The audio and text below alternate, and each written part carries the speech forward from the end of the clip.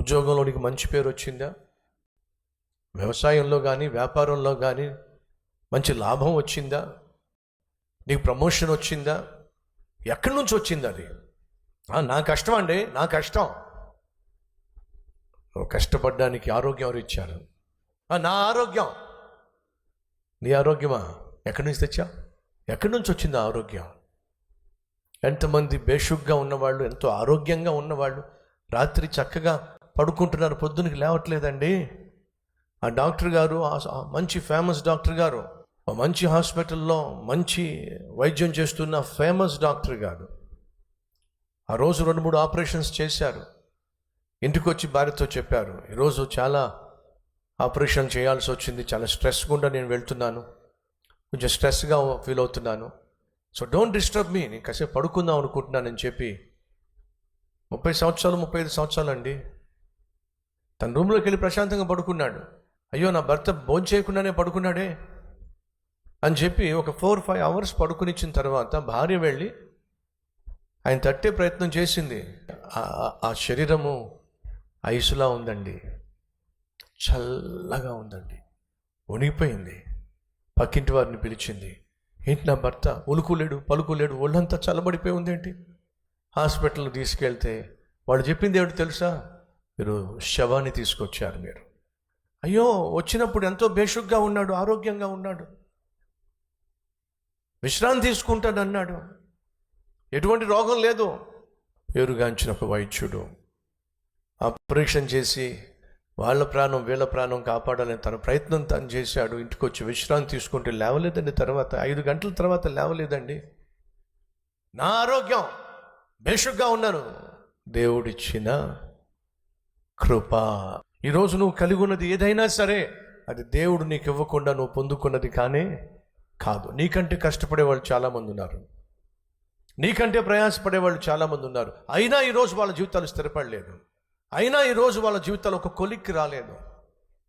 నా కష్టార్జితం, నా ప్రయాస నేను సాధించాను అని గర్వించొద్దో. దేవుడు అంటున్నాడు, నా మాట వినండి, నిర్ణయం తీసుకోండి. ఏమిటా నిర్ణయం? జీవాన్ని కోరుకోండి, మీరు జీవిస్తారు. మేలును కోరుకోండి, మేలుకరమైన జీవితం జీవిస్తారు. 19వ వచనము, నేడు జీవమును మరణమును ఆశీర్వాదమును శాపమును నేను నీ ఎదుట ఉంచి భూమి ఆకాశములను మీకు సాక్షులుగా పిలుచుచున్నాను. జీవం కోరుకుంటారో మరణాన్ని కోరుకుంటారో, మేలును కోరుకుంటారో కీడును కోరుకుంటారో, మీ ఇష్టం. నిర్ణయం తీసుకోండి.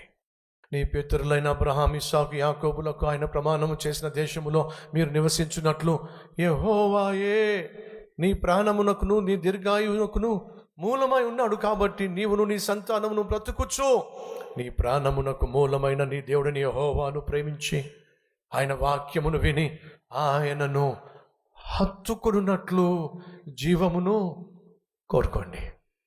దేవుడు అంటున్నాడు, నన్ను హత్తుకోండి, నన్ను కోరుకోండి, నేను మీకు దీర్ఘాయువుని ఇస్తాను, నేను మిమ్మల్ని బహుగా దీవిస్తాను.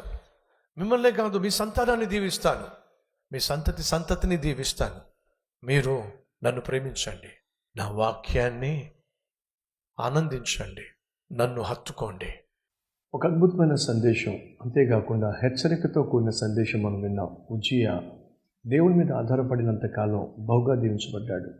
అంతేకాకుండా దేవుణ్ణి ఆశ్రయించినంత కాలం దేవుడు తనను బహుగా ఘనపరిచాడు, హెచ్చించాడు, స్థిరపరిచాడు. కానీ స్థిరపడిన తరువాత దేవుని మీద తిరగబడ్డాడు. సహోదరి సహోదరులు, కష్టాలను గుండా వెళుతున్నప్పుడు మనం సహజంగా దేవుని మీద ఆధారపడతాం. కానీ కష్టాలు తీరిపోయిన తర్వాత మానవ సహజంగా ఇక్కడ దేవుడితో నాకేంటి పని, నేనెందుకు మందిరానికి వెళ్ళాలి, నేనెందుకు దేవుణ్ణి ఆరాధించాలి, నేనెందుకు పొద్దుటే లేచి ప్రార్థన చేయాలి, నేనెందుకు ఉపవాసం ఉండాలి, ఇలాంటి ఆలోచనలు సాధారణంగా కొంతమందికి వస్తూ ఉంటాయి. అదే మాత్రం ఏ ఒక్కరికి క్షేమం కాదు. కష్టంలో ఉన్నప్పుడు మనం ఎలా దేవుని సహాయం కోసం, కనికరం కోసం ఆయన పాదాలు పట్టుకున్నామో, ఆ దేవుడు మనల్ని కనికరించి కష్టాలు తీర్చిన తరువాత కృతజ్ఞత కలిగి మరింత దగ్గరగా దేవునికి జీవించడం అత్యవసరం. గర్వించామా నష్టపోతాం, కష్టాలు పాలైపోతాం. దయచేసి గమనించండి, పాపంలో పట్టబడిన స్త్రీ వాస్తవంగా కొట్టబడాలి, రాళ్లతో చంపబడాలి. కానీ యేసుక్రీస్తు క్షమించాడు. క్షమించి ఏమన్నాడు? అమ్మా, ఇక నువ్వు పాపము చేయొద్దు అన్నాడు.